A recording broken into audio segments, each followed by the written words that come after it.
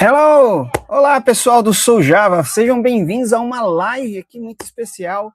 E eu gostaria muito aqui de agradecer todo mundo que está aí online. Deixa eu dar uma olhada no chat para ver quem está aí. Mas quem tiver aí no chat pode falar aí. Nós vamos ter um convidado aqui internacional. Mas antes eu vou trazer meu amigo que ajudou a organizar tudo isso aqui, né? Que ele organizou, ajudou aqui a entrar em contato com o nosso palestrante e organizar tudo isso aqui com a gente, né? Então eu vou trazer aqui com vocês o Matheus. E aí, Matheus, deixa eu dar tem palmas aqui para nós. Calma aí, um esqueminha de palmas, cara. É colocar aqueles efeitos. Ó. Quer ver? Sai no barulhinho ou não? Eu não tô vendo nada. Peraí, e agora? E agora? Glória a Deus! E nós temos um outro, o outro SouJava líder aqui, né? O nosso Luiz. Luiz, eu vou trazer você aqui. A gente sei que a gente não combinou, mas eu vou trazer você aqui porque você é o cara que está sempre aqui ajudando a gente, ó. Grande Luiz, tudo bem? Olá, tudo bem? Tudo bem, tudo bem. Então, assim, eu gostaria muito assim de estar trazendo aí o nosso convidado, mas a gente já, para deixar claro, é um convidado internacional, então a gente vai ter que mudar para inglês aqui, tá ok? Mas se vocês estiverem aí no chat, quiserem perguntar, podem perguntar, até em português a gente tenta traduzir aqui, nós temos 3 aqui que podem tentar traduzir, mas vai ser bem legal. Bom, então, vamos fazer o seguinte, vamos chamar o nosso convidado. O que você acha, Matheus? Quer chamar ele? Quer fazer as honras? Ok, let's start. Hey, Ondro, come here. Oh, hold on. Let me add it here. Hello, Ondro. How are you doing? Hello. I'm fine, thanks. Let's chit-chat. Where are you now? Everybody's cheerful. I'm now in Europe, in Prague, Czechia. So it's about 9 in the evening. But I'm having a great time, especially with you, seeing you all so cheerful as usual in SouJava. So I'm happy to be here with you. Yeah. Probably everyone on the chat will know how are you, but let me present to you. You are a Java champion that are very involved with Jakarta stuff. We are one that maintains Omnifish on the roll. So Omnifish is a kind of flavor of Glassfish. Am I right? Ondro can correct me. Feel free about that. And he also did a lot of contributions about Jakarta, especially in Jakarta Genocico. If you don't know, Ondro did a lot of contributions regarding Jakarta persistence under the Genocico, Jakarta NoSQL, Jakarta data, and so on. So, a lot of stuff, all right?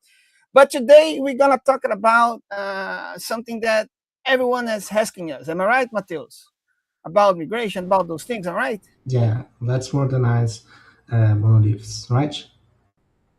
Yeah, let's do this. So before to get started, let me just to ramp up right here. So Mateus wants to say something before we get started. I think I'm fine. I think we had a great opportunity to learn a lot and just enjoy the live, you know.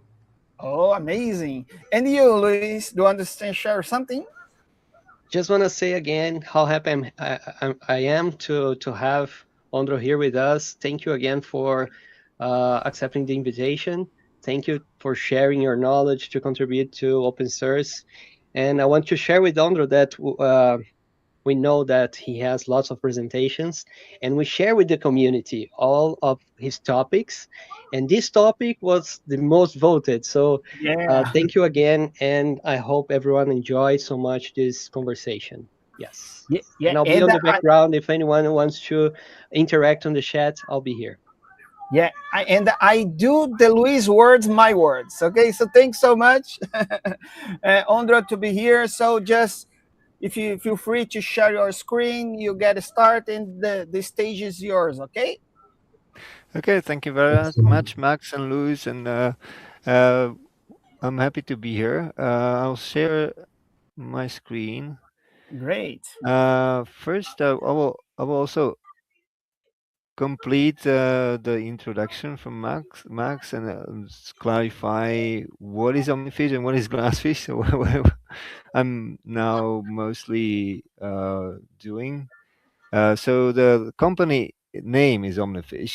That's the Yeah. company that I founded. I co-founded with other two people, and it's a play on words because we knew that we are going to work with Glassfish. We also are building another framework that's called Piranha, but predominantly we work with Glassfish and we provide support for it. And this year we also started providing support for all versions of Pyara community to bring them up to date for our customers before they are ready to migrate to Glassfish. But our primary contributions are to the Eclipse Glassfish project. And if you go there, you will see that we're very active there. Three quarters, I think, of all the contributions are done by our company. And the company is called Omnifish for two reasons. The fish is easy, yeah, that comes from Glassfish. And the Omni also comes from another project, and that comes from Omnifaces, which is a JSF library with probably some people know it still. It was very popular like 10, 15 years ago when JSF was very popular.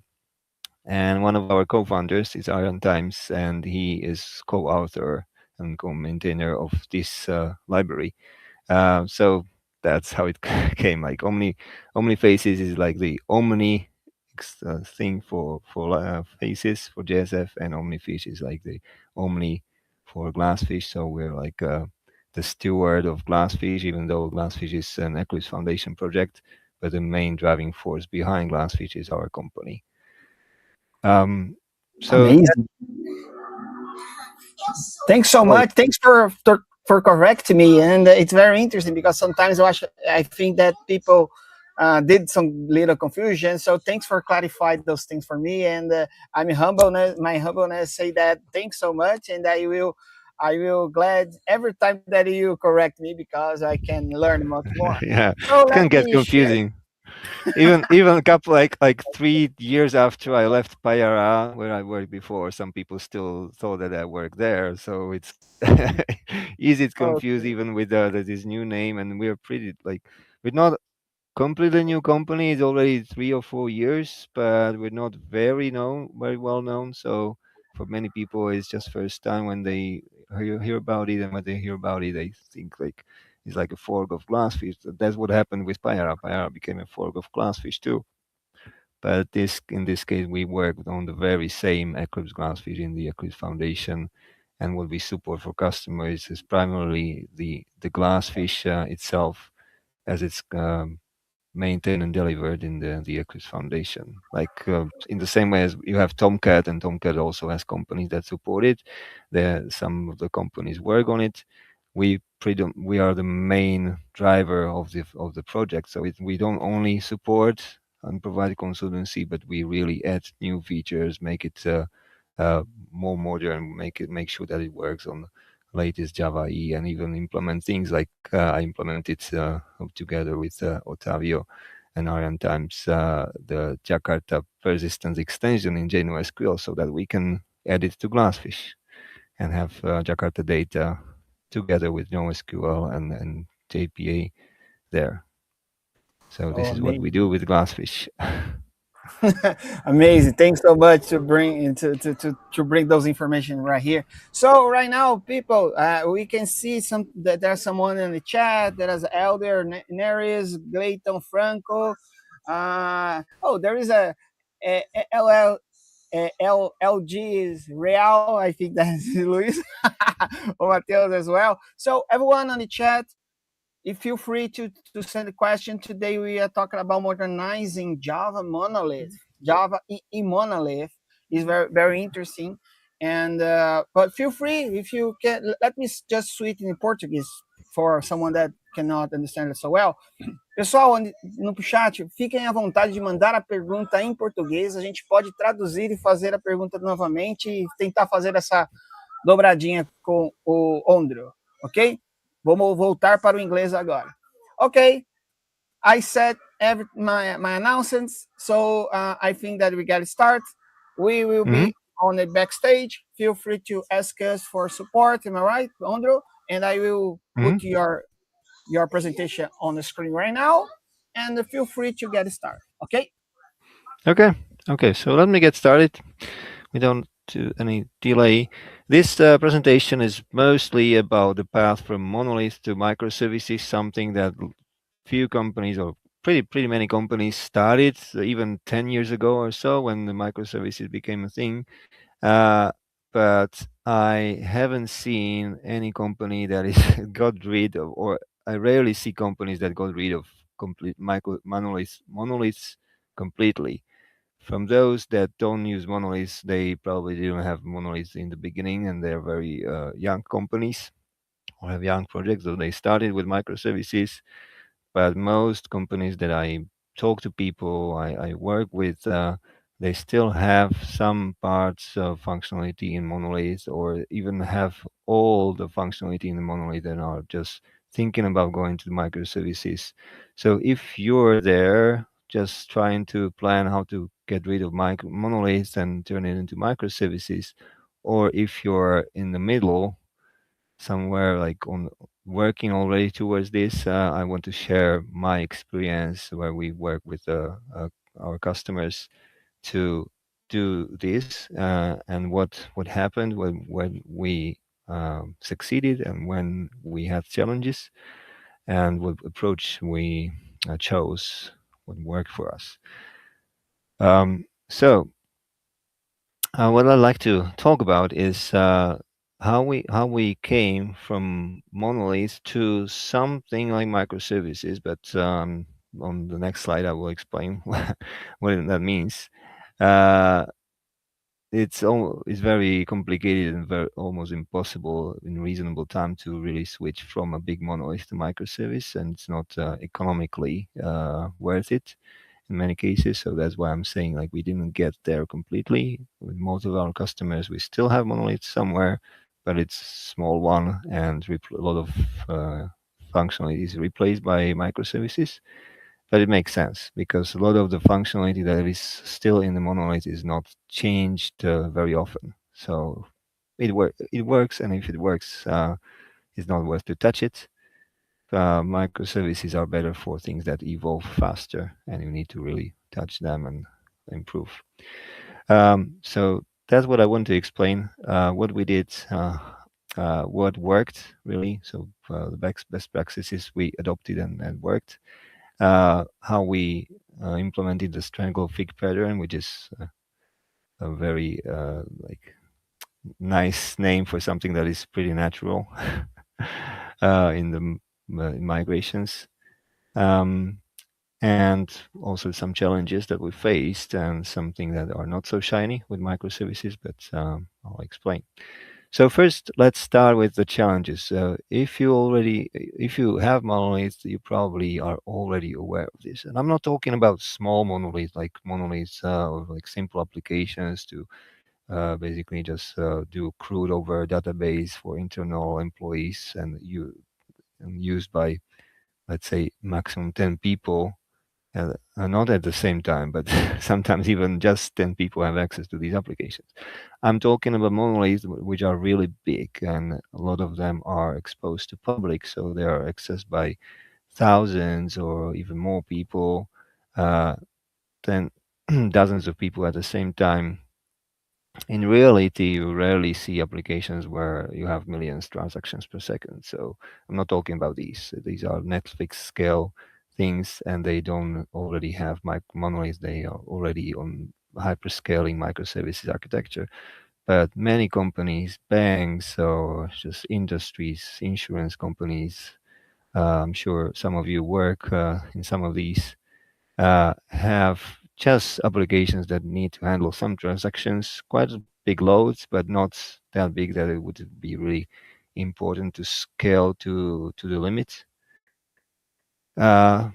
So there are challenges already in scaling, but the big thing is when monolith needs to be handled by multiple teams. And I saw monoliths handled by around 10 or 15 teams, and that's when it really starts to be painful, because you don't have a single thing you cannot deploy individual components. You have a single thing to deploy. And when 15 teams need to deploy, and one of our customers was deploying just any time, they didn't have sprints like in Scrum. They just when the feature was ready, they deployed it. They used feature toggles, so it could be deployed and not used in production. Wait later enabled, but they really wanted to deliver features when they were finished, or even half finished when they were disabled. And then it was pain because a lot of different teams wanted to deploy their new feature, and they had to synchronize. You cannot deploy in parallel. You have to only deploy one version of the product, and every team had to wait for the other team. And if there were tests, then all of the tests were running, even for those components that were not they were not touched. So there was really tight coupling between the components and also test suite. Everything was just together. Even if you touched one line of code, you had to deploy everything. You have to deploy everything with monolith. You have to run the whole test suite. In most cases, I know that it's possible to group or somehow shard test suite and somehow detect that if this component was changed, then run this test suite, but it's difficult to really do it correctly. So most teams, most projects don't do that. They just have a big test suite, and they run it against every release. Then when you are in production, you have trouble scaling, because if you need more performance, you have to multiply everything by two or three or four. You cannot just scale one service that is a bottleneck. You have to scale the whole monolith and create multiple instances of the monolith. So then it's not so complicated, but it costs money because you have to add resources, add memory for all of these instances, and it's pretty heavy. The other thing in monolith, which you might improve in microservices, that you are stuck with the framework. And if you started with Java EE, and if you started on things like WebLogic or WebSphere, you're out of luck, because they are very, very slowly innovating. They don't even support the latest Java version, and you cannot use the newer thing or switch to something else because everything is part of the same thing, and it only runs on the technology that it runs on. And the last thing is, like, I call it operational burden. This is everything. Like, when you do need to do something, it's always more complicated, slower, because like when you want to check out the source code, it's one big repository, so it takes time. Everything takes time. If you want to build, you need to build this whole thing. It's very rare that you can just build part of the monolith and just run it as a separate component. Most of the projects I saw, it was almost impossible. Or maybe it's split into 2 or 3 big components, but they are still big, and even if you run them separately. So these are most of the pains, and the biggest pains. Maybe there are more, but I think most people face them. And with microservices, on the other hand, we have something different. We can ship services separately, which means that whenever we change a component, we just deploy that component. We don't have to redeploy everything, so deployments are much faster. Test suites can only test this component. Then you can have like system tests and integration tests. You run them too, but only with components that you connect your component with. You don't have to run the whole test suite. So you only test that your component works with the other components that it's supposed to communicate with. You have technology flexibility, even though I would put limits to that, because in the past microservices were like, yeah, we can use Python for one service, Java for another service, that framework here, that framework there. But in reality, you don't want to do that, because if people need to switch teams, then suddenly they are the different framework, different technology. So people can learn just effectively use just a handful of things. So in reality, people's or projects or companies stick with Java, maybe JavaScript or Python, or Kotlin is good option because that's pretty natural for Java developers. But in reality, I really saw that companies stick with basically Java, and they are free to choose different frameworks. So for some services, it's better to use Quarkus. For some, it's better to use Spring Boot. Um, for some, just Jakarta EE implementation. So you can choose whatever works better. And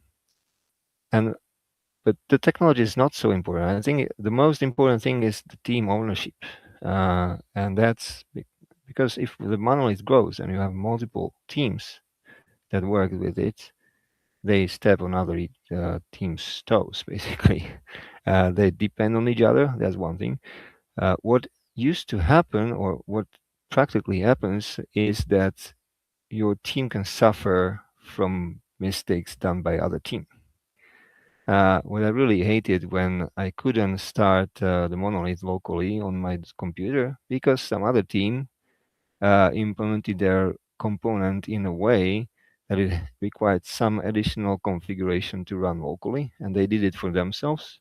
They did it in test and production, but they didn't document it, and or even if they documented it, I had to do it on my own, and I didn't know how to do that. I tried to start a monolith after their change, and it didn't work. So you did nothing. Yesterday it worked. Now today you check out the new version from source code and it doesn't work, and that's really painful because you don't know how to fix it because it's somebody else's code on the other side of the monolith somewhere hidden on the distant place in a repository. If you own the thing and you're the only one that owns the thing, you know what to do to make it running, to test it and everything with it, and then you just ship it. And then you have to make sure that it works well with the other components of other teams. But you're not dependent on you're not blocked by other teams. That is very important for businesses because it speeds up the development. It also speeds up troubleshooting. If something happens in production and it happens in some component, immediately the incident inspectors or operation teams know which team to contact. With monolith, it's not so clear. They need to investigate what is the functionality and which team is responsible. And then there are other technological advantages, like with microservices, you can choose technology and deployment style that fits your needs, like cloud native if you need to deploy to cloud, and things like that. It's possible also with monolith, but with monolith you don't get so much advantage. With cloud nativeness or cloud native deployments, you can have the scaling of the individual services and really fine tune your production usage of resources. And then basically the last thing is not an advantage, it's just basically a fact, I would say. Because if you think that you can implement microservices without messaging, that you use just blocking REST calls, you will end in microservice wall of mud. It will be basically just distributing monolith. Because then you really depend. If your service needs to call some other service via REST call, then you depend on the other service to be running, or you have to somehow mock it, and that's really complicated. If it's message driven, your service doesn't depend on anything, it just depends on the broker, which should be always there, sends a message or receives a message, and you can simulate reception of a message. You can just directly send a message or inject message into the message broker, and then your application sees it. And when your application produces a message, you can check it's producing the message broker, and that's it. You don't need anything running. And also in production, this is very important because in production, you can easily deploy without breaking things down. Only your component stops working, but the other components still can send messages to it. They don't care. when the other component that is being deployed is down for 30 seconds, it will just receive messages later after 30 seconds. So this is very important to keep deploying into production without downtime.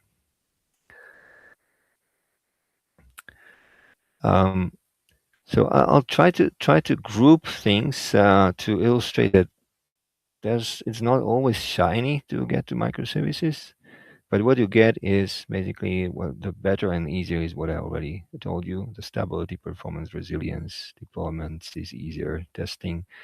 What is different is team ownership. I already explained why it's important. What is also different is orchestration, which means here it's not so much positive because it's more complicated to deploy things into production. You have to think about how to maintain the configuration.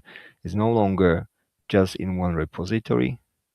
It will be probably in different repositories where you have configuration of how to deploy things into clouds.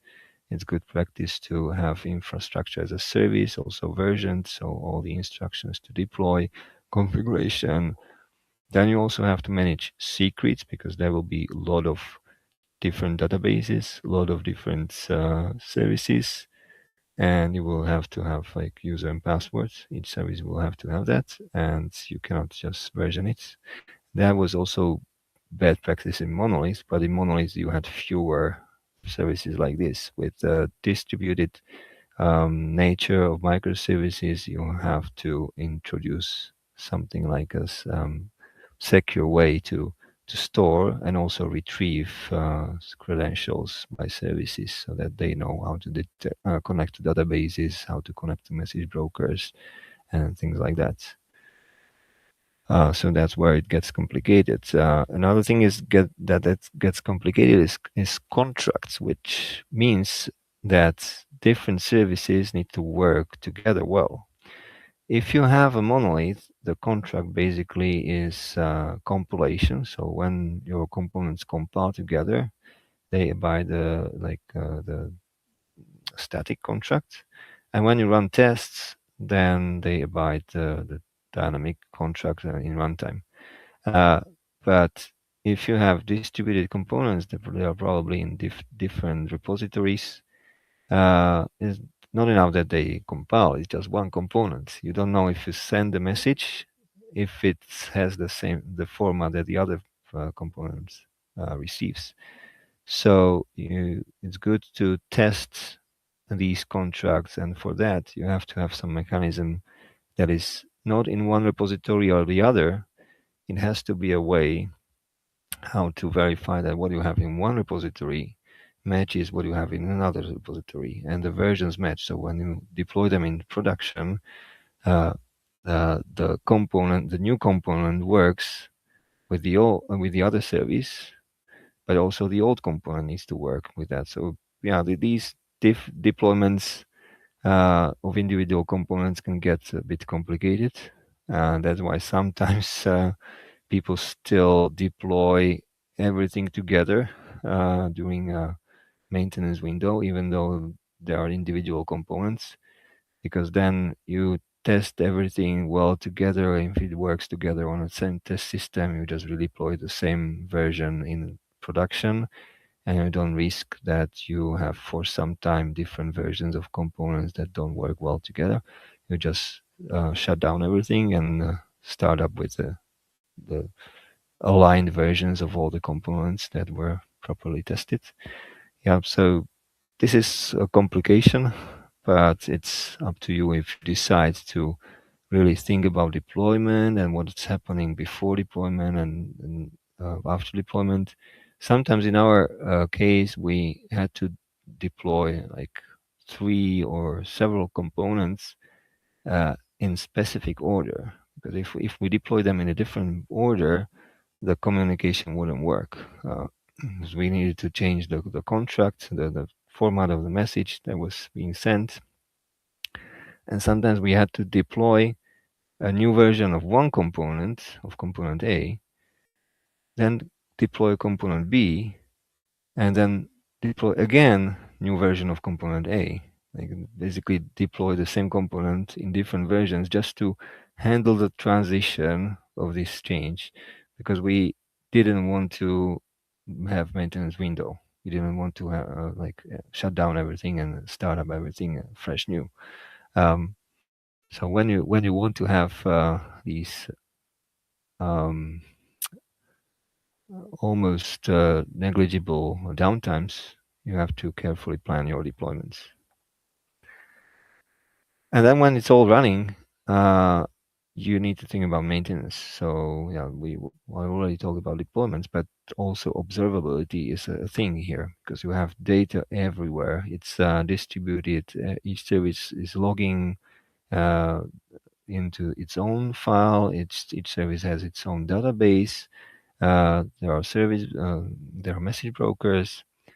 So it's important to monitor and introduce some tracing so that you can see how requests flow from one service to the other, how basically the communication is related. So when you have an error in one service, you can track which other service triggered this message and where it came from, to be able to simulate and fully understand what's happening in the system.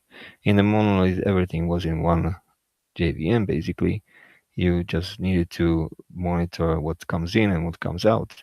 Here, you can have multiple chain of services, and you have to really see where it goes into the system and where it goes out of the system, but also how it goes through the services between these 2 points. And then when you have different databases, which is a very common pattern that each service has its own database, you also need to synchronize data. So it's not enough to just create data in one service. Services need then to publish the data and publish every change of the data to the other services, so that everything is in sync. So let me start with where we want to get, basically. This is a schema of our ideal architecture with just microservices. Very shortly, I think it's pretty clear. We have a lot of microservices that have their own database, and they ideally communicate via message broker, so we can decouple them, and they can be deployed at any time without affecting other services. But then we also need to have web access or access from other system through HTTP, basically. So we need to have some gateway that then distributes processing to these services. But in reality, as I already mentioned, it's not that nice, because we cannot easily replace monolith. It's not economical, because if you think about it, to replace monolith with microservices, you have to basically refactor the whole monolith into microservices, and it takes time. If you have a really big monolith, it could be a 1 or 2 year project to rewrite everything, refactoring into microservices. What happens? During those 2 years, you still have to maintain the monolith. Sorry. Because that's the thing that is running in production. That's the thing that is bringing money. And you also need to update it, add new features to it, because business needs to evolve. And then it's hard to keep the new architecture, which is just in development stage, synchronized with all the changes in monolith. So you develop a new thing while still adding new features to the old thing. You have to port all those new features from monolith to the microservices project. And that's just what most companies don't want to do. The other thing is they don't want to invest into a 1 or 2 year project that just basically re-architects the same thing that they already had. It's just lost money from many managers, and they just sponsor 1 or 2 year project, and then they are basically at the same place the application is the same. It just behaves better, and there's less technical depth. But from business point of view, it doesn't bring any more money, maybe even less, because after 2 years of and not any new features, probably users stopped caring, and they have fewer customers. So the strategy is to use the strangle fig pattern, basically, which is as I said, really nice and but at the same time a strange name of a pattern, which is not even such a pattern. It's in short is just gradually replacing parts of the system by new parts. But the thing is, you don't replace, you don't refactor things inside monolith, but you copy the things into services, into microservices, and then gradually switch over to them. In fact, the old features can still stay in monolith. They would just be disabled, not used, because the microservice would take over. You can also remove those features if they are no longer used, and they will never be used, but they can stay there just in case, or because it's not worth to find all those places where you want to remove codes.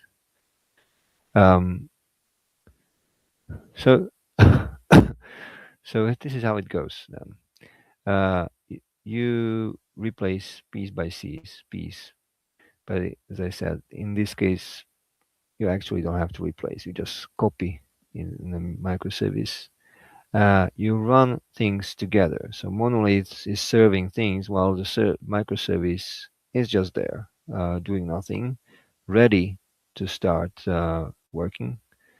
And then you gradually shift the traffic to it. Either just with Big Bang, you just point all the traffic to the microservice, and monolith that's part that um, does the same thing as a new microservice will stop doing the thing, will be just there. The rest of the monolith will work as before, but just this one tiny piece of feature will be replaced by the microservice. But because we keep the old logic in the monolith, we can easily switch back to it. If we find out that the microservice doesn't do well its job, it contains bugs or anything, we can still revert the system to use the functionality in monolith and fix the thing in microservices.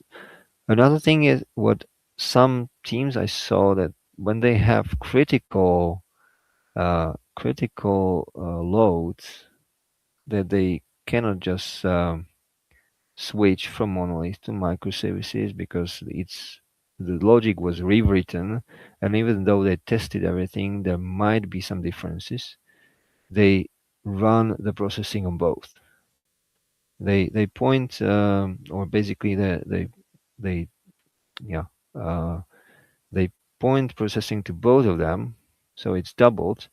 But then they compare the results. Monolith has its own database, and microservice has its own database, and after a while they compare whether the microservice has the same data, and if it has, it means the computation and processing is the same, and they can easily replace it. So they switch to microservices because they are confident that the microservice is doing the same thing as monolith, and they are sure that they can continue with the microservice.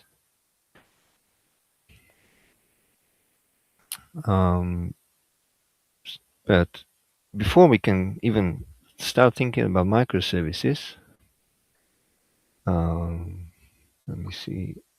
Hey, Ondro. Hey, I got a question Alexa. from Yeah, the chat. that's what I wanted to check if there are any questions. Yeah, Okay, go I on. got a question from Vinicius Gema 13. He asking, which is the best approach to, let me add to chat right here. Yeah. I think I don't know it, if yeah. it, which is the best approach to put a feature in a microservice? Refactor the code in the monolith and then put it in a microservice, or just extract the microservice and it wherever it's needed. What do you recommend me? Yeah, yeah. I think I understand you, and we had experience with various approaches, and depends on the situation. So first way is to first simple thing that we had on the big on one of the big projects was that all the new functionality went into microservices, provided that there was already microservice. So if there was no microservice for the functionality, then we had to choose. Either if it's just a small new feature, we kept it in monolith because it didn't make sense to introduce the whole new microservice and maintain it just for tiny little thing. But if it was a bigger thing, we introduced a whole new microservice and added the new feature. But also when it makes sense, because we were already building this new service and this new feature, sometimes we needed to bring over the functionality from monolith because it would be too complicated to have part of the feature in microservice and part of the feature in monolith and then synchronize that data. So it was easier to copy or take what is in monolith as a start, put it into microservice, and then build on top of this. So that's a different pattern, is to basically copy and create a new microservice, but with the intention to add new features to this. So we always delayed refactoring monoliths to microservices until the point when we really needed to do something with it and expected that in the near future we will be evolving it and adding new features to it. Another approach is to just not add functionality, but when there is some time, maybe every month, one piece of the functionality migrate from a monolith to some other microservice. Uh, it reduces technical debt, it decreases the monolith, and increases makes it easier to maintain the code in microservices. So you can do it. You can have technical tasks, and every sprint or every few months plan like 10% of our activity will be on this technical task of migrating this component or this functionality to microservice, and the rest will be business requirements and everything. Then you can plan. Is best to plan either, as I said before, that you have business requirement, add new feature, so you do it in the microservice and also bring over the other functionality that is related to it. So you just do it in one topic, both new features in the microservice and also together bring over something from monolith to have less of this in monolith and more in the microservice. Or you do completely two different topics, because you could have conflicts when you develop new features and also copy things from monolith to microservice. You could have two different activities on the microservice that could collide. So sometimes it's better to just develop, like when you have business requirements to change things in like area A, B, C. Then you pick area D, which you will not touch in the next 3 months, and just try in this area just to take things from from one monolith to microservice, uh, just to help you reduce the monolith and make it easier in the future to build with microservice. So yeah, just to summarize, you can copy code and create a microservice of it, but that's very rare because you don't get anything out of it, just technical benefits. Uh, what or you copy code from monolith, but also add new features when you need to add features. Or sometimes you just build new microservice for something completely new that hasn't been in monolith. So just everything, when you have something new that can be built on top of what is in monolith, you put it in microservice. You never put it in monolith. And then the approach when you basically copy functionality from monolith to microservice, sometimes you can do it in the way that you basically copy the code. And then when you have Java EE monolith, it's best to have also some Jakarta EE runtime, like maybe Quarkus or Go Glassfish, and just get the same code running with as little changes as possible, uh, just as microservice. Uh, Another approach is to rewrite it basically. So just keep the logic, but rewrite the code for a different framework. I saw teams migrating from Java EE to Spring Boot where they had to rewrite a lot of things, a lot of wiring. Some of the logic, like it was just plain Java, they could copy it, but a lot of other stuff like REST services and everything, they rewrote to Spring. Uh, because this gives you an opportunity when you copy things from monolith to services, you can decide whether you want to just copy and stick with the same technology, or do the more work but do the transition to some other framework that fits you better or fits better the needs that you want to do with it in the future. So there are a lot of different scenarios you can do. Okay. And I It's a saw all of trade. them. I saw all of them in real world. So all of It's them are a valid. trade-off game, all right. It's Yes. always a trade-off game. Okay, let's go back. Take it away. Okay. So maybe the this part of my presentation like follows the question, because part of the answer is also in or how you modularize, or how you define which services in your monolith are logical units, and then you can either extract them as a microservice or uh, combine these different logics into different microservices. So I think really it's really important, and that actually happened very often even before microservices were introduced, because when you have multiple teams working on the same monolith, you want to have different like areas of responsibilities. One team is handling payment, another one is handling inventory, other one customer service. Uh, Even if it's inside one monolith, in the monolith, you can usually the code is structured in a way that it's separate for different domains like this. And even if it's not, then people know, like these teams, when you have to introduce more people, you have to split them into multiple teams. They have some agreement that this area is ours, this other area is your team, and things like that. And then you naturally have to somehow group the functionality. And whether you do it in the code or you do it in the documentation or some diagrams, it doesn't matter so much. If you do it in the code, then it's easier to navigate through the code and also a bit easier to port it to microservices. But even if you have just a logical representation as a chart, that's still something that helps you build a microservice, because then you need to document the microservices themselves, because then you have distributed architecture. And if you don't document how microservices are deployed together, how they work together, then you have real big problem, because then when something happens in production, you don't know how things actually work and which services should communicate to each other to another service.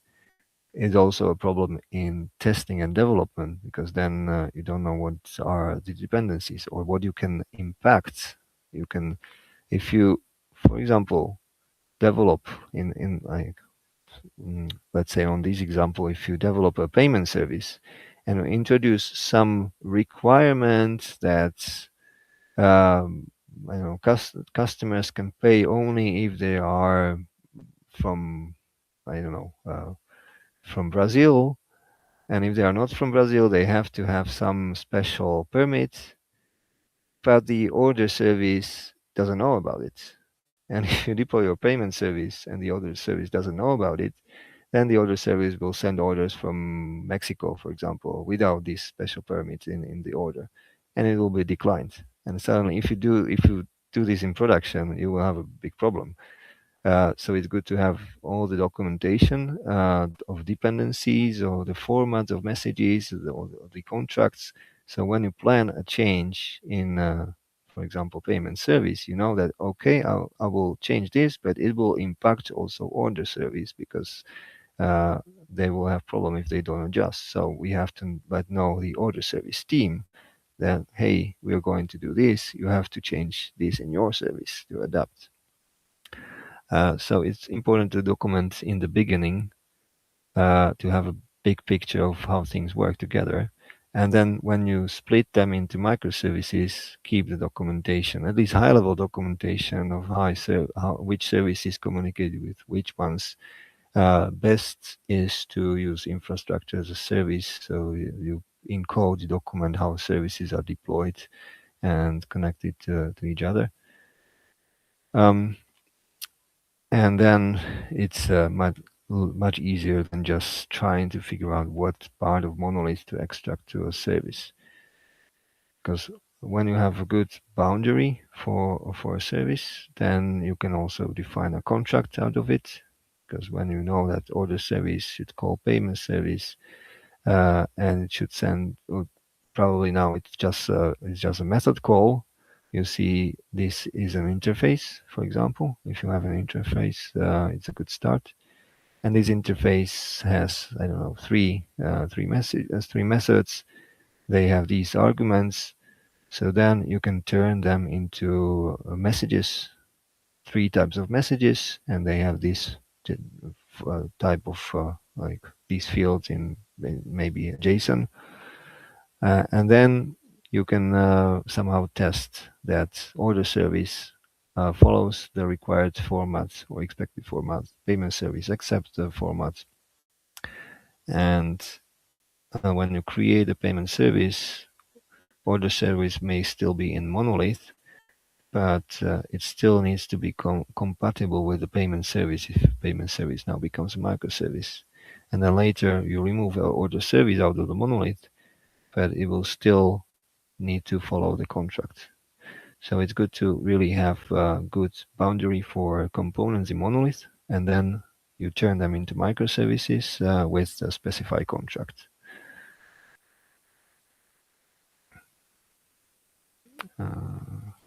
Next.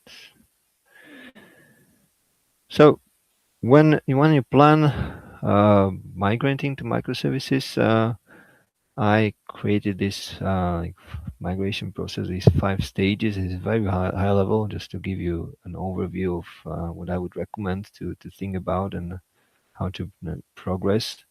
So first is where we are. So it's not really a step to do. That's the starting point. We are with monolith. We need to have some messaging. So almost in the beginning, you should start thinking about messaging. If you don't, as I said earlier, you might be tempted to expose some REST endpoints, and one service would call the other service. Yeah, it might seem simple. In reality, you still need something in between, some proxy at least.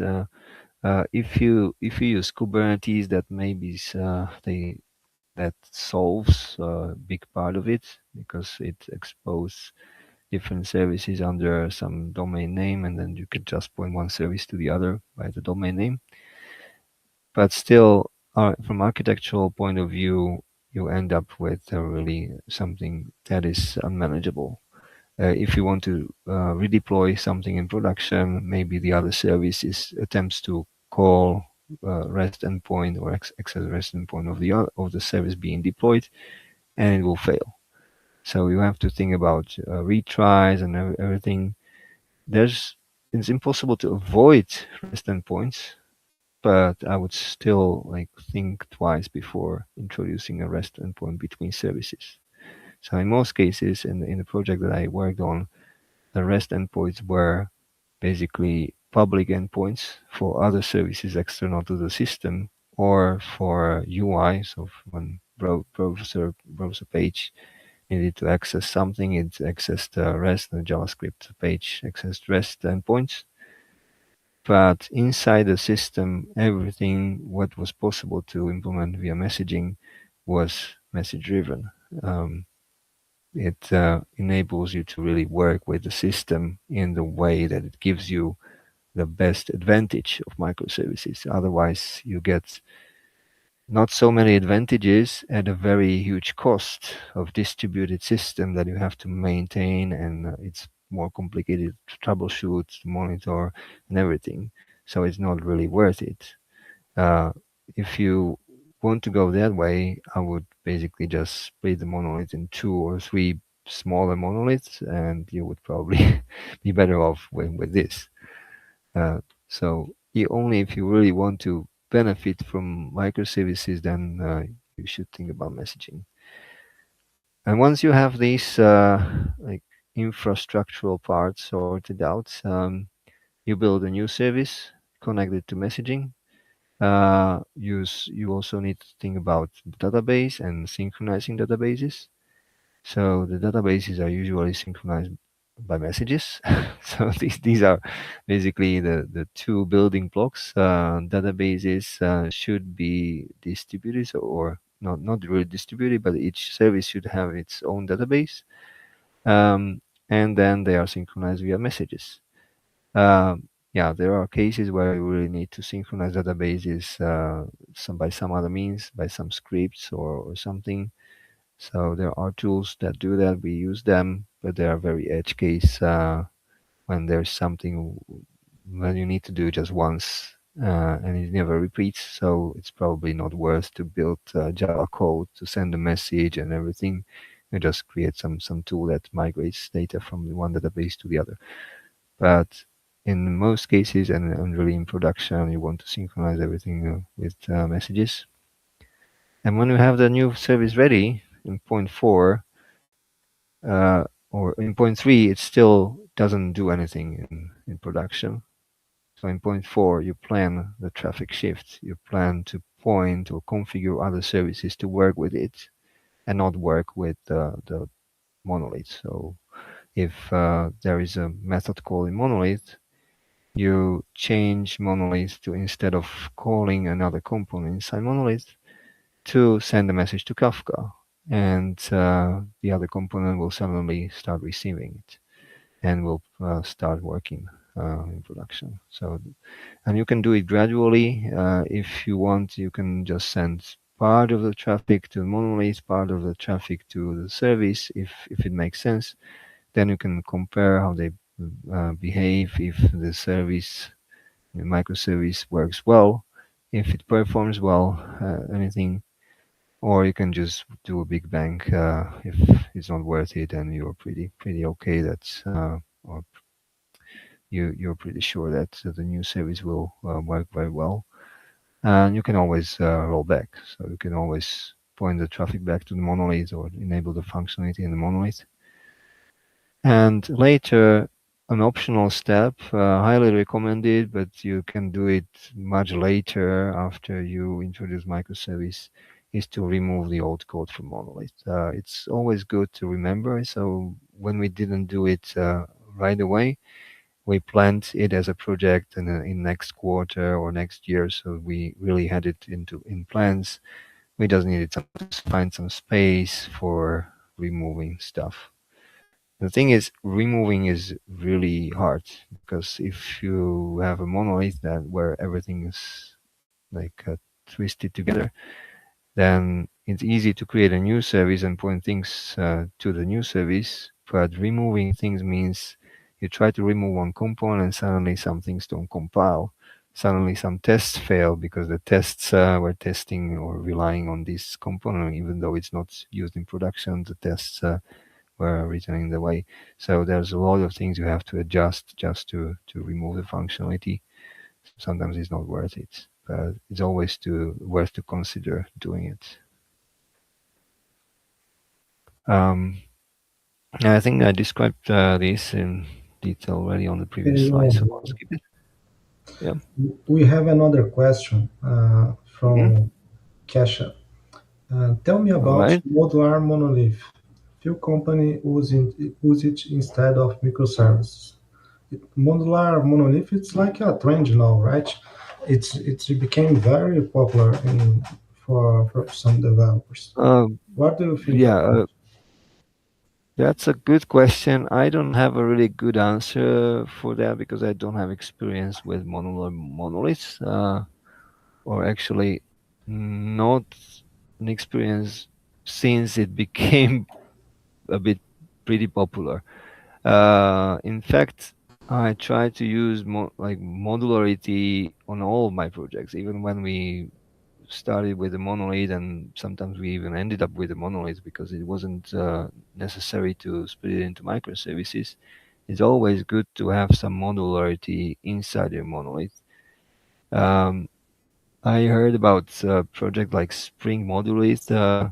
They help with this. They even help in the way that they put some constraints. So if you don't follow some patterns, you basically connect modules that are not supposed to communicate together or things like that.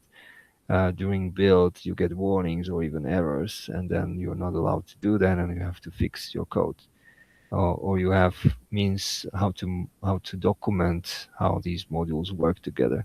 So I think there is a value in this, but you have to think this way always. It's just a lot of the time people were not educated and they created big monoliths, or they were under pressure, or they thought that in the future they will fix it, and then nobody fixed it, and they Mhm. just added more and more code, and That's it true. became really big ball of mud. But modularity should be a pattern followed anywhere, even in microservices. Inside the microservices, you can also have different modules, structure, code. That's important because in the future, maybe your microservice will grow big enough to so that you will have to split it into two or three. And if you keep modularity inside your microservice, it will be much easier to split it later. Yeah, and do you think that would be a good approach to start to make a monolith modular instead of go directly to microservices in a modernization phase, or the developer should go Ah, all the way through the microservices? Uh, yeah, so in theory, I would always recommend modularizing monoliths, but in practice, most of the monoliths that I work with, those that were really known as the monolith in the company, and even product owners and even like a cleaning lady, I would put it that way, knew what it means when somebody said the monolith. Those were things that really didn't nobody wanted to touch, and they were really complicated to modularize. So yeah, even though people would like to modularize them, it was so complicated and would be so much uh, lot of Work. effort to do it. So in reality, in most cases, just people like in these cases, the teams prefer to rewrite or port things into microservices rather than keeping the or turning the monolith better maintained as a modular monolith because it would require a lot of work.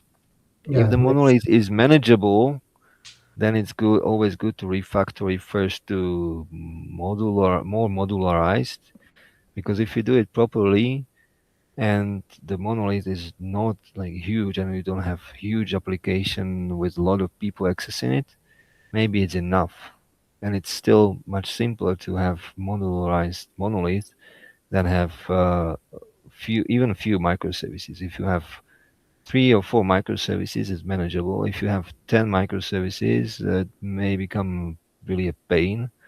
Yeah, Uh, if you have just one monolith, one database, and it can handle the loads, why to split it into microservices? yeah, So makes sense. Okay, thanks, Ondro. You may go on. You can go on. yeah, so here I wanted to give you an example of what you could do with a monolith. Uh, I already mentioned what the teams I was working with they were doing. Some of them chose just a different runtime, still Jakarta EE or microprofile, to have a similar framework or basically the same framework for their monolith and microservice. and there you can have embedded Glassfish or OpenLiberty. What is important there is that the implementation or the server is cloud native, I would say, in the way that you can easily run it in Docker, you can easily configure it, it doesn't consume a lot of resources. This is like a lightweight Jakarta EE server, basically, compared to traditional monoliths where everything is assembled together. I saw projects where they had like, even once I saw a project where they had hundreds VARs deployed to the same application server, which is kind of modular monolith because each VAR was a module itself. What was complicated there is that they didn't document how these modules work together, how they communicate. So when they tried to separate it, my first advice was try to split some of the modules and let's install another instance of application server and move some of the applications there, so that you don't have completely microservice, but you split the module into monolith into 2 or 3, make it easier to manage. But they didn't have good documentation how these services are connected and which services they can extract, and what are the dependencies, basically. When they tried to extract one application, they found out that it provides resources to another application, and everything is hard coded to localhost, for example, if it was a REST service or EJB. So they had to find out how to configure it, and then which all the EJBs are provided by one application to the other. So I think this is important when there was this question about modular monoliths, is to have some kind of procedure or framework that helps you with documentation of how these modules work together, what are the contracts between them, because then you can take them as components and install them as services or multiple smaller monoliths, but you know how to configure them together. And with runtimes like embedded Glassfish or OpenLiberty, or there are several others, Spire Micro, you can then take these smaller modules and run them as microservices with the same technology. Then there are newer runtimes like Quarkus or Helidon, which are semi-Jakarta EE. They provide some parts of Jakarta EE and microprofile. Basically, they decided just to strip off some things that are not widely used in microservices and rewrite everything or most of it and provide better experience, low resource usage. So if you want to try out something new, fresh, and still be more or less compatible with Jakarta EE and microprofile, these two, Quarkus and Helidon, are pretty good. There are something in between Spring Boot and an application server, because the top row is basically still something like a framework or a runtime that contains all of that you need. It's just designed to be very lightweight and load things for your application only if the application needs it. The second, Quarkus and Helidon, go with the approach that you need to assemble pieces of Quarkus and pieces of Helidon to build your application. So it's more like a Lego set, and you choose pieces and have to make sure that you have the correct pieces. One of the disadvantages of this approach is that when you suddenly in production realize that you would like to have some additional monitoring or something, and you forgot to edit to the application, you have to change the source code of your application, rebuild it, add this module, and then deploy, and then you have these things in production. While with things like Glassfish or Liberty, you can just enable them in production. They are not enabled by default, but if you enable them by some configuration property, they start, and you don't have to rebuild the application. And And the third layer is Spring Boot Micronauts, which is similar to the second one, but different technology. So you not only have to assemble things so that just for your application, but you decide to go with different technology, which may be good if the technology is good. Spring Boot is very dominant and very popular, which means that you get a lot of information how to use it, how to build things, and also a lot of people who already know it. If you like to grow your team, but it's not compatible with your Java EE server. So you still have to maintain monolith. And I saw situations where we used Java EE Monolith, Spring Boot services, and then started with Quarkus because at the time Spring was not very good at AWS Lambda and serverless and native compilation. So we had three different frameworks, all of them Java, but you still had differences. And sometimes it was a bit painful to jump between different different services that were using different frameworks. Now, I think we're close, or we probably don't have much time, and I've talked a lot about things in the previous slides. So I don't know how much time do we have, Max? Oh, Ondro, if you, I don't know how many time do you need? Because I think, can you hear me? I don't know if Yes, I can hear you. yeah. Yeah, because actually, well, we used to spend 1 hour per presentation, but I think this kind of session is very interesting because a lot of developers are facing migration problems from monolith to microservices and so on. I don't know if you got a lot of talks, a lot of presentations, and feel free. I don't know. Do you need how much? 20 Yeah, minutes? there are a few more slides, but yeah, I decided to talk about some other stuff, and we had questions. So Yeah, I think it's not important to go through everything. Yeah, so maybe I'll just briefly go through some things that are less important, and yeah, I'll try to make it short. yeah. I think We you still can have some speak time. freely because we have time. For us, it's a good time yet, but if Okay. it's not good for you, we No, it's maybe fine for we it's can fine for me. So I'll continue, and I hope it Yeah. will be no more than additional 10 minutes or so. So no I problem. see get some bored. comments. I saw some comments on the chat Mhm. about this stuff about migration, so on. So I think you this kind of topic is a very specific one that brings a lot of pain that people, the developers are facing today, because many companies Mhm. are modernizing those things, and Java is a language, is a technology that are coming through those years and keeping companies working so long. So I think it's a very interesting.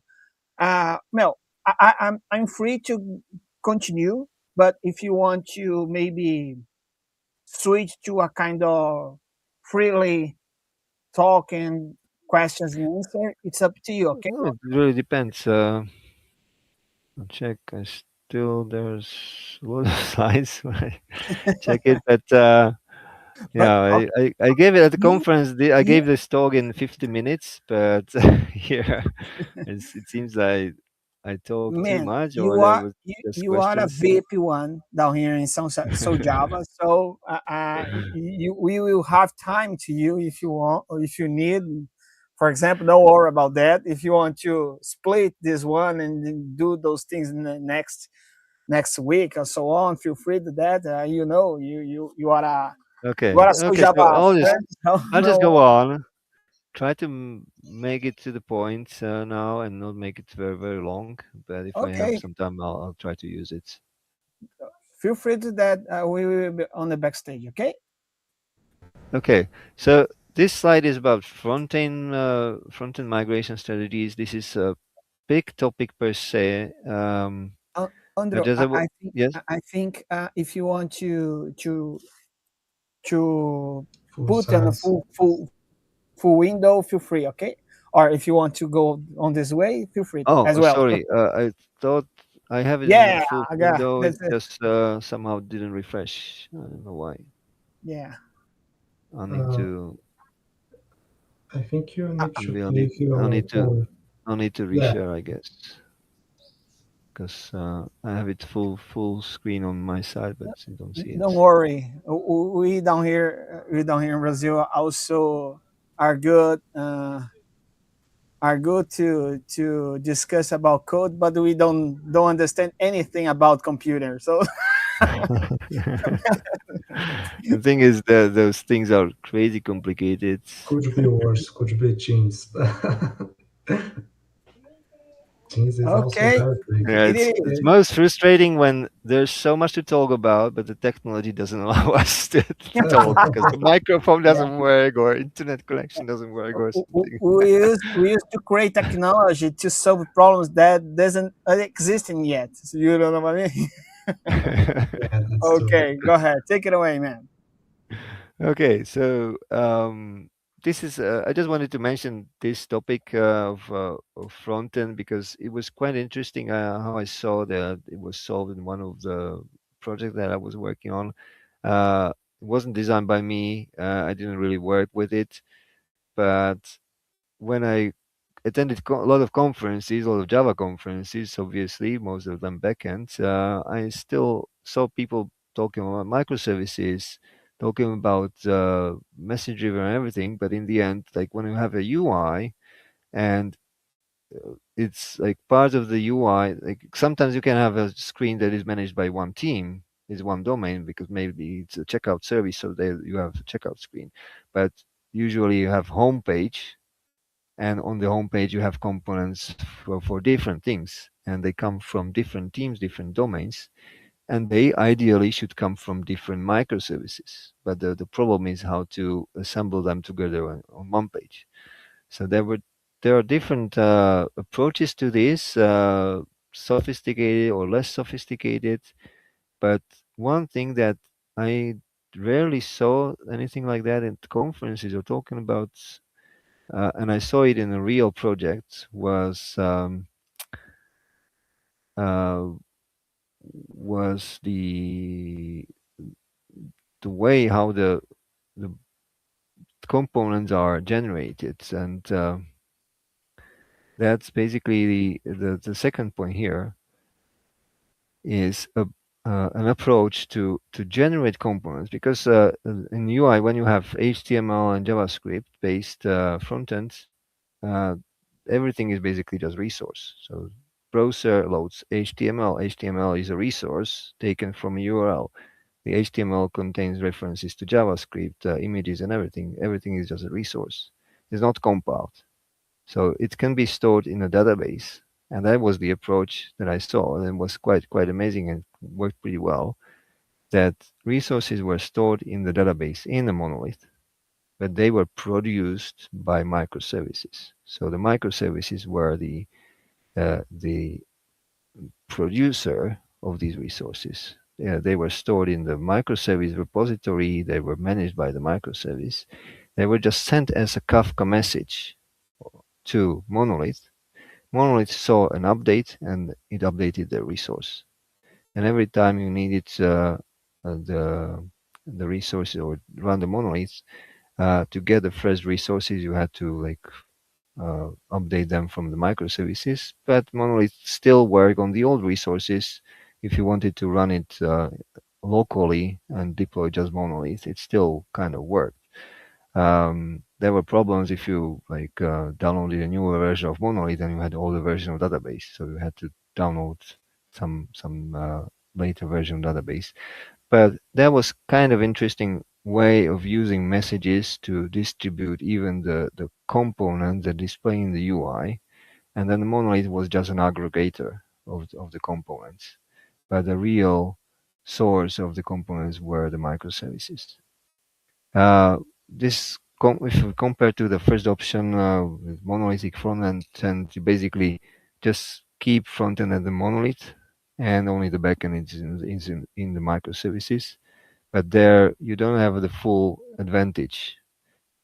You have microservices built as, or backend as microservices, but then you still have a big monolith that has all the front-end functionality and has to somehow work with these distributed backends. And that customer, we had teams that mixed front end and back end and even testers together. So it fitted very well because we could work on front end and back end together in a microservice, and then monolith just displayed the resources.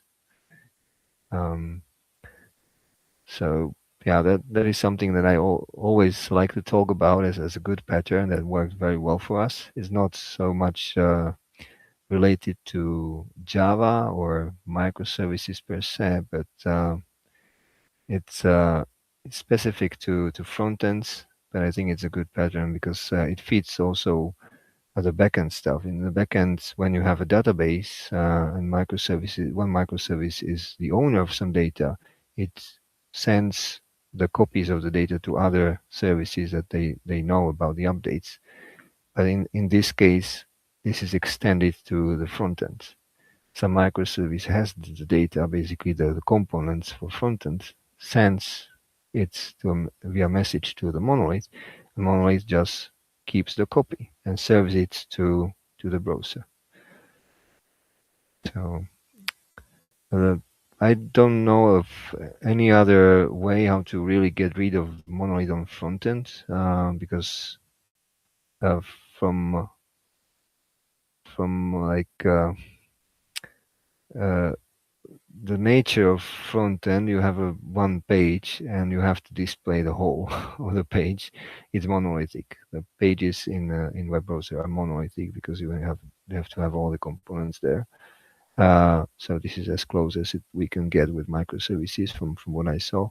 There may be some other approaches like when you load different components on the fly from different services, but the downside of that is then you have coupling. You have to have those services running. When you open the website or the page, you load the HTML, and if one JavaScript is loaded from REST endpoint from one service, another JavaScript or HTML is loaded from other service. They have to be running. But with this approach, the second approach here that I explained, we just need to have the monolith running, or it doesn't have to be monolith, the front end service running with all the components in its database. And the other services don't have to be running. They have to be just started or doing something else or redeployed. You don't impact the front end. There is just some delay. When the services start and they need to update the UI, then they send a message to the front end and you have fresh new UI. But even without the services running, the front-end service has all its needs in the database and can work. So I don't know I hope that I explained it clearly. It's better explained by some diagrams, which I don't have. But this is kind of interesting stuff in front-end. So for quickly through messaging, what I used very often it was Kafka, less often RabbitMQ, but it's also a good system. So here it's really up to you. If you are in cloud, I would also recommend the services in the cloud because you don't have to maintain them. The truth about Kafka and also RabbitMQ, they are services you have to maintain, and they are really critical. If they go down, a lot of your functionality may go down, even though your system should be resilient, and if microservices should just be able to run on their own. If they don't have access to the broker, they just try to resend the message after a while if the broker is down. Still, if you don't have the message broker up, everything gets delayed. Everything can degrade in performance. And to set up and maintain a good Kafka cluster and performant Kafka cluster is not really easy job. So I often saw it outsourced to companies that manage that for the project, for the company that was building the project. In clouds, you can leave it to the cloud provider. So if you use Azure Service Bus, for example, you just connect to Service Bus, and Microsoft is responsible to have it running 100% of the time. Difference between Kafka and RabbitMQ is basically just Kafka is good for fast processing when you don't care about losing some data, or if it's not, it doesn't have to be transactional. RabbitMQ is more for currency. So if you don't care so much about speed, but it's still fast, you need a little more guarantees. Then RabbitMQ is better than Kafka. But both of them are very popular and very fast. So I'd recommend either one or the other, depending on the needs that you have.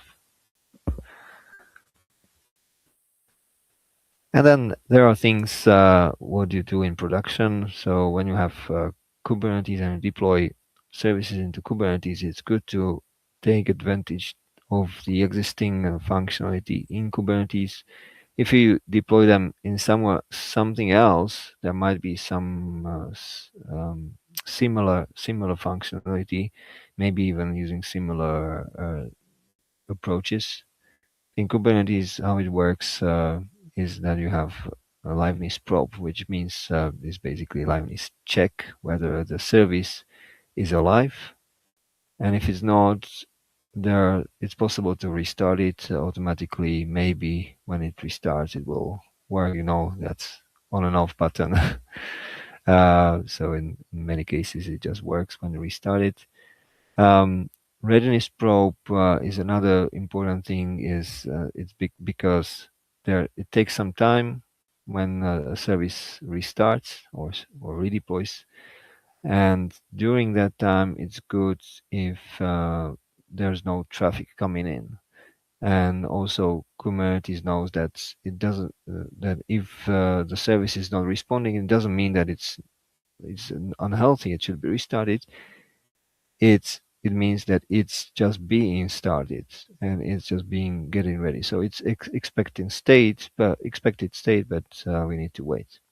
And in that time, Kubernetes can either have some fallback mechanisms, so to reply with something just until the service is up, or wait for a little more time and block the request and respond with the request if there are incoming requests.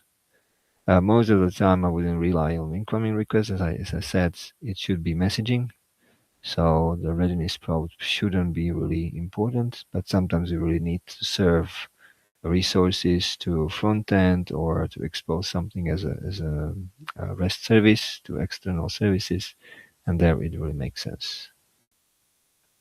And for this, there are standard endpoints. Microprofile has support for some standard APIs.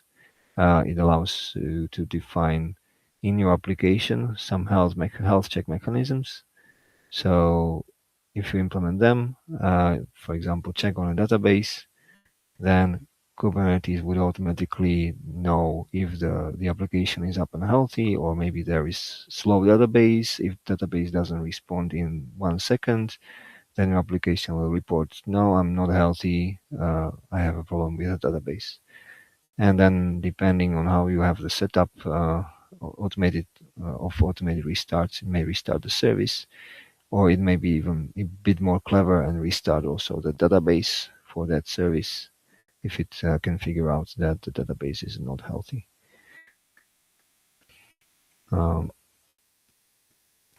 Then what is also important to get set in production, which you don't have really problem with when you have monolith, is to support all these information that is out there in a distributed way. So services have typically lock into files. In Monolith, you have just one log file with everything in there. With services, you have a lot of different files. If you scale services to multiple instances, each instance has its log file. So it's good to think about how to aggregate, how to store, gather all those logs, store them into some database. There are tools that gather and scrape the log files from different services and send them to a database. And there are tools that index them and allow you to search through them. Cloud providers typically have support for that, although they are not best at serving the data. So I would always recommend something on top of it. But for example, Amazon has a CloudWatch service, and all its services naturally automatically log into this CloudWatch service. So it's there. I don't recommend relying on it because the way how to get logs from that service is really painful. It's not really user friendly, but it's there. The data is there. If you connect some other service that can present the data more naturally or download the data from there and then allow you to search the data, then it's really a big win. Then what is important is to have correlation IDs. This is something that, again, we don't see in monoliths typically. But if some request triggers another request to another service and another request to another service, it may be messages, then it's even harder to track because they are asynchronous. So one service will receive a message from outside of the system, and it triggers another message for another internal component, another message to another internal component, and then you have a failure. You have a log message. Something went wrong. How do you find out the initial message from the outside of the system that triggered all these chain? Basically, the only reliable way is to introduce correlation IDs, and that means you add tiny identifier, or not really tiny. It's typically like a long hexadecimal string, which identifies the current thread, the current operation, but it also is transferred with the message to the other component. So the message contains the same ID.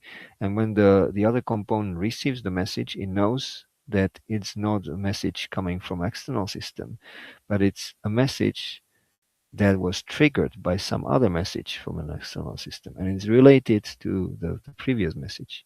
And then you see this correlation ID propagates through all those messages. And then if you also log the correlation ID, if you have correlation ID in the logs, then you can, and the logs are all in one place, you can search through that correlation ID. You can query the specific correlation ID, and then you will see all the log messages through all different services related to the same action, basically.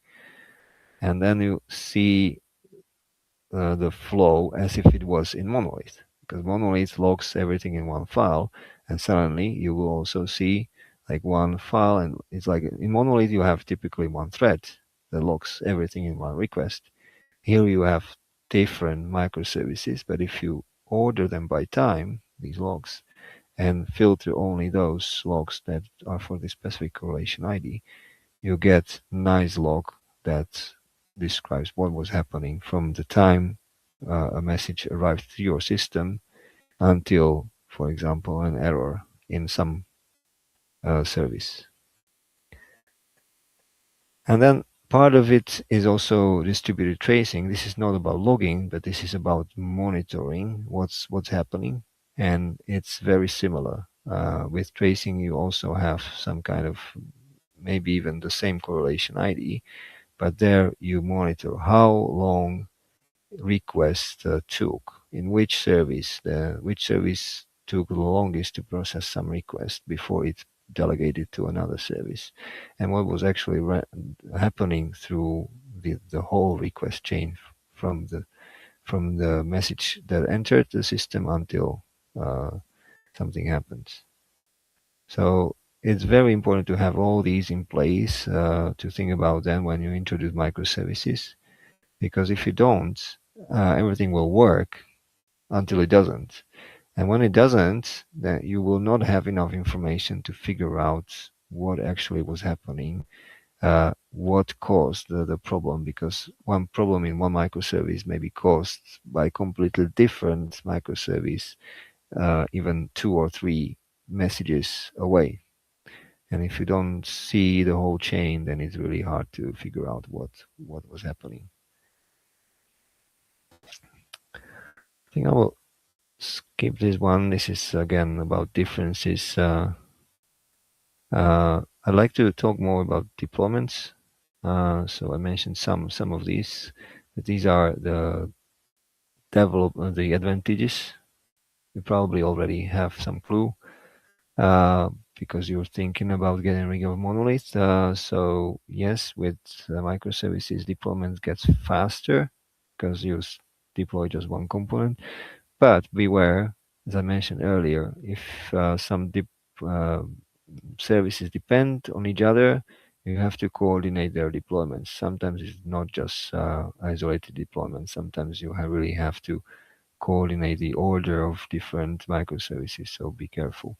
But in general, it's much faster to deploy things, and very often they can be just isolated, so you don't have to care about other components or other teams deploying things. This is all very important, because if even managers understand this, they understand that you can ship faster, because it's not only about developing a feature, but also get it into production. If you have a monolith where you compete with 10 other teams until you can really deploy your new feature, that may take days sometimes. If you have many other teams before you. If there's isolated deployments, you can just deploy your own service because it doesn't have to wait on anything. Testing also takes shorter because you only run tests for your test service and services it interacts with. And development, of course, very often you just need to run your service and test it in isolation. Then when you're done, maybe you run it against the monolith or other services, but you don't have to run the whole monolith every time. You need to work with the service and test it locally. Yeah, so this is about teamwork. Probably I mentioned some of it, and let me skip it because I don't want to go through all of this. This is important. What I want to mention also is, again, to prepare you also for the negative parts, not the bad parts, because this is more like natural. That's life, but you have to be ready for the complexity of microservices. And as we had the discussion earlier, sometimes it's not wise to really jump to microservices. Sometimes it's better to modularize the monolith or split it into 2 or 3 smaller monoliths that work well together, because you don't need that. You don't need that complexity, and you can still solve a lot of issues by just introducing modularity, improve documentation, how the modules work together, or even split into 2 or 3 smaller monoliths that you wouldn't call microservices, but there are services that are manageable. Because with microservices, you have all of these distributed processing, where you need to synchronize all the changes. When you change the database, you need to synchronize things via a message to another database. And when you refactor, for example, the codes, if you change things in your service, everything compiles. But if you send a different format or different data in the message, in the end, some other component will fail to work with the message because it will not have the same format. So you have to remember also to refactor the other component so that it accepts the same changes in the message. This is all of that. When with distributed nature, you have to keep things in synchronization. Data, versions of components, formats. So documentation is very important there. And then tests of components, how they work together. And planning of deployments if you plan to make some changes in formats. And then there are things that really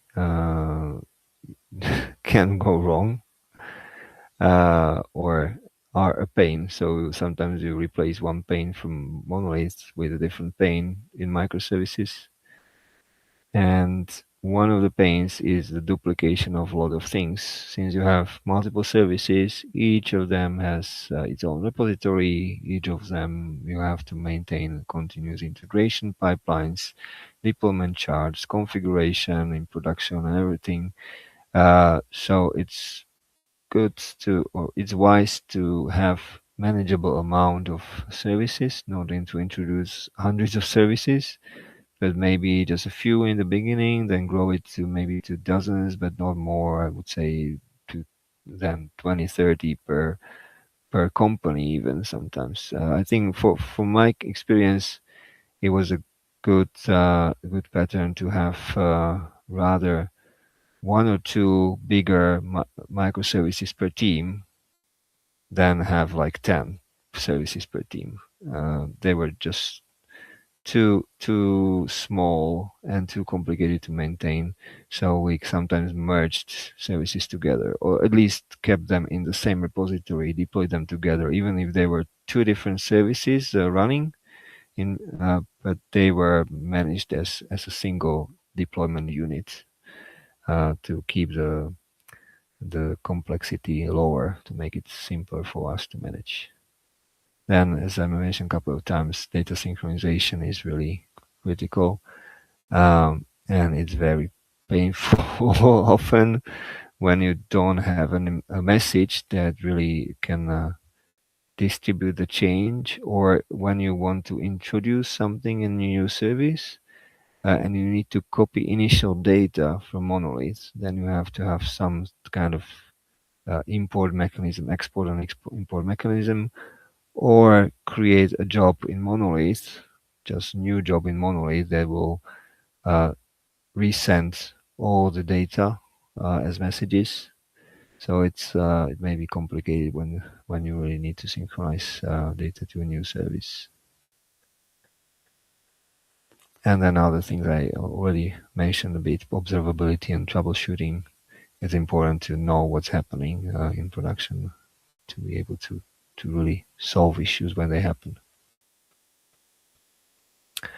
I talk about logs. So here, just to mention some tools that I used. Datadog is pretty good, or any other like monitoring tool that aggregates things. I think New Relic or some other stuff. But I think Datadog is very popular here out of those commercial options. It's also quite expensive, so it's like the highest level where we can get. Then there's ELK stack. Each letter means something else. I think E is Elasticsearch, L is Logstash, K is Kibana. So everything I think comes from the Elastic company, but all is on open source. And then there's CloudWatch from Amazon. So each three are different types of the tools. One is completely commercial, but it's very powerful, Datadog. The ELK stack is open source. There are other open source alternatives. This is just one example. And also CloudWatch is an example of something that is already in the cloud.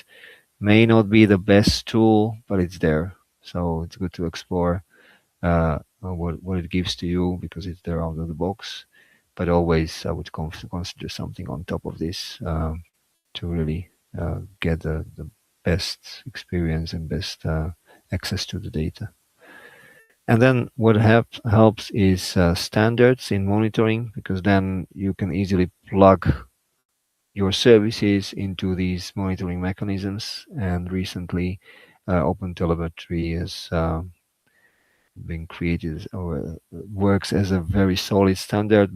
Before there were some other attempts to standardize things, and OpenTelemetry is kind of like a merge of multiple initiatives into one, which is a good thing because we don't have you know how it goes with standards. You have 15 different things, and when you introduce a standard, you have suddenly 16 different things. So luckily here, OpenTelemetry seems like it's becoming really a standard supported by a lot of other technologies. And MicroProfile contains support for it. So MicroProfile implementations can be easily plugged into the tools that support OpenTelemetry standards.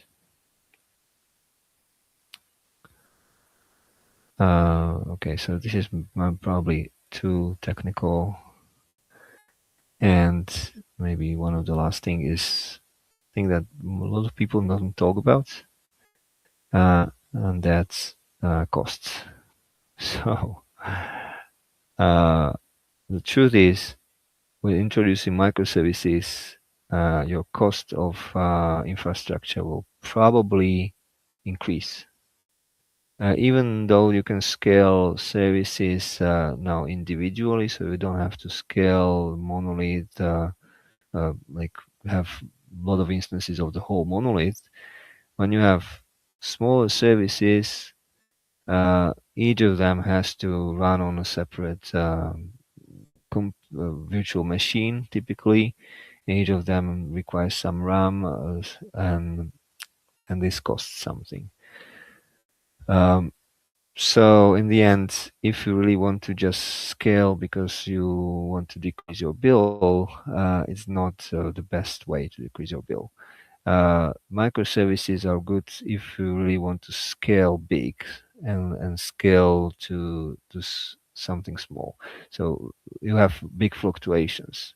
Then if you at some points of time you need like 100 instances of a microservice to scale really up because you expect high load, I don't know, before Christmas when everybody wants to do shopping and they go to visit your website or your services, then it makes sense because right after Christmas you can scale down to one and then it's cheaper.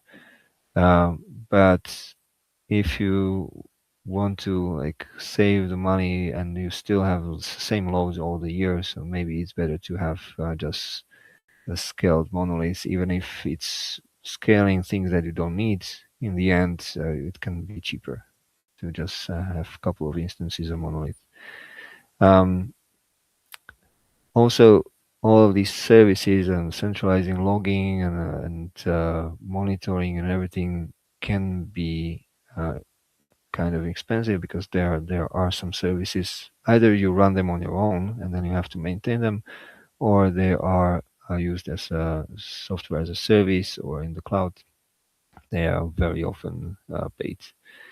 So there's some extra cost to get something that you get out of Java EE server for free. But in distributed environment, you have to have something that aggregates all this information. And then when you have multiple instances of databases, it also increases costs. Even if the databases are free, you need to have resources to run them. And if you use databases that are not free, then you're very often out of luck because your company wouldn't like to pay for multiple more licenses of Oracle database than it needs to have. So I saw projects where they, for this reason, they have one shared database even for multiple microservices because they didn't want to pay for more licenses. I think I will skip these things because it only talks about more of what I already told you. So, well, I will end it up here probably, unless there are some other questions. I'd like to conclude that microservices are a good way, especially if you have really big monolith, to kind of tame it and then get a more manageable system. And as we talked about the trade-offs, if you have like monolith which isn't so big that you really see the pain, and I would say if the monolith is managed by one team, there's probably no reason to go to microservices. So if you need to manage it by two or more teams, then I think it's good to think about microservices so that each team can handle their own microservice, or one or two or three microservices, probably not more, but to reduce the dependency on monolith, because then the monolith becomes a shared resource and it always causes problems. But if it's not too big, maybe it's better to just split it into one service, one small monolith per team, and just keep it like that, or just modularize it and kind of synchronize the work of the teams. It really depends. But in the project I saw, there were some of the monoliths were really big, handled by multiple teams, and then it's really painful, and it decreases the velocity of deploying new features to production, because then sometimes it happens that the feature took 3 days to develop and another 3 days until it could be deployed, because there were some issues in deployment. Some other teams were deploying, things had to be rolled back. So it was really a mess. And at that time, it was much more easy to deploy a new feature in microservice, and we didn't have to wait for anything. It happened within a day, and it was done. So amazing presentation. Thanks so much, Ondro. And well, I saw some comments on the chat. Vinicius have been doing some comments. For example, he are saying about his Vinicius has gratitude for your presentation. So thanks, Ondro, for your presentation. It was amazing. We got Vinicius right here saying that monoliths are not bad. Yeah, that is are not. But I think as Ondro said, when we are broken those things, we are putting more complexity between those things. So it's very interesting. And let's I see. would say one thing: do not be afraid of microservices, but also do not be afraid of keeping monolith. So if monolith is doing a Yeah, good job, just maybe try to improve it, but yeah, also learn about what it how to do microservices properly, because maybe at some point you will need that. At some point you will not be able to manage the monolith, and it will make sense to split it into a couple of microservices. But at that time, you want to know how to do it properly, what is the actual cost, not only the benefits, but also the cost of introducing microservices, and how to do it in a way that you don't hit issues or hidden costs later, and then you would regret that you introduced microservices. So this is what was the main point of my talk, to get you ready to what you should expect when you decide to go to microservices, just to evaluate. Sometimes you would think like, yeah, it's too much hassle and monolith isn't in the end so much bad. Maybe we could improve it. Or, oh, this is interesting. I have to learn more about it. And when you learn more about it, maybe you will find out that it's not so much complicated and it perfectly fits what you need. You just need to get there, study it a bit more, learn the tools, try to play with them, introduce them. Some of the tools are good even for monolith. And then you will get ready to introduce microservices in a way that you will not regret. yeah, So, yeah. Costs are very important. I saw many companies thinking about that. Of course, sometimes we saw, oh, I got a lot of microservices, but we need to understand that everything got costs, all right? And we need to pay at that. But thanks so much, Ondro. I got some. Oh, Vinicius also mentioned that thing.